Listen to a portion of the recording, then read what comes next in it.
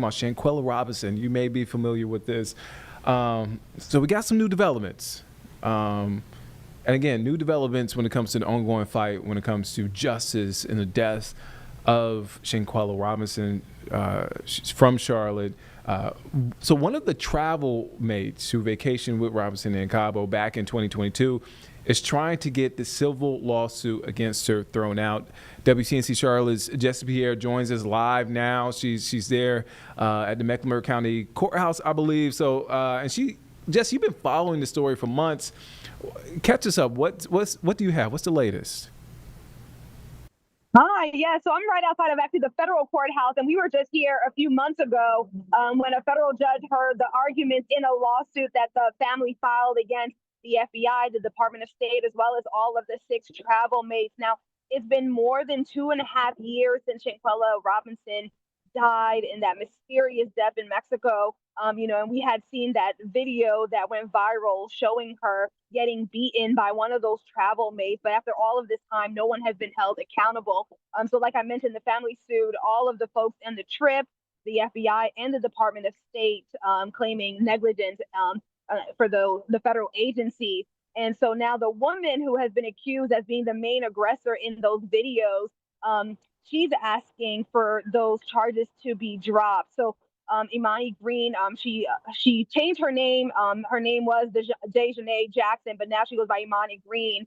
She has filed so that for the judge to dismiss the wrongful death lawsuit against her. She claims that she wasn't properly served in the court documents and says the statute of limitation has expired. Now, we did reach out to Shanquella Robinson's family attorney, Sue Ann Robinson, and she says that this information is incorrect. So, it's gonna, I guess, it kind of all comes down to what the judge decides at the end on if this case is going to be dismissed or not. However, the judge did dismiss the lawsuit against the FBI and the Department of State. Now, another thing, again, this has been a long, ongoing case. The travel mates, when they first came back from the trip, they spoke to the family and told them that she had died of alcohol poisoning. But her death records and so forth showed that she had a broken neck and a severed spinal cord injury on that trip, which all, go along with that mysterious death of hers. And then that video that went viral after that, showing her getting beaten by one of those folks on the trip, tells a different tale. So, her family has been fighting for justice for a very long time, just really wanting someone to be held accountable in her death. Now, at last check, no final ruling has been made yet on the dismissal request. Nick?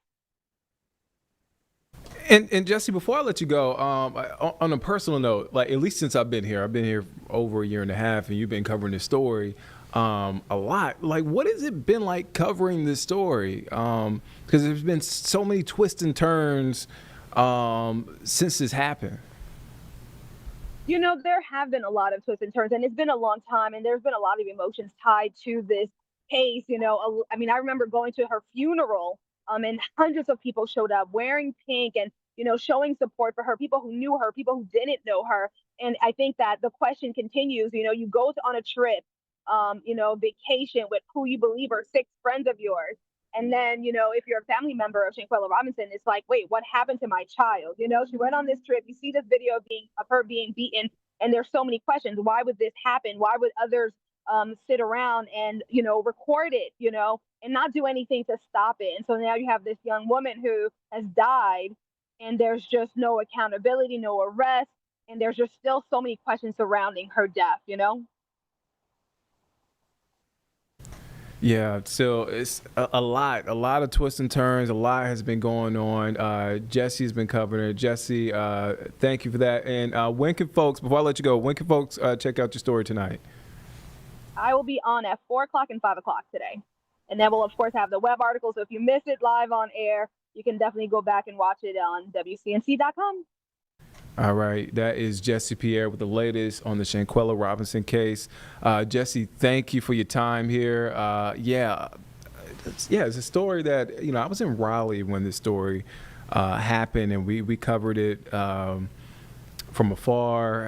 And then, when I got the job here, moved here, obviously with Shanquella Robinson being from Charlotte, a major case. So Still a lot of questions there, and I'm sure her family is seeking some closure in this case.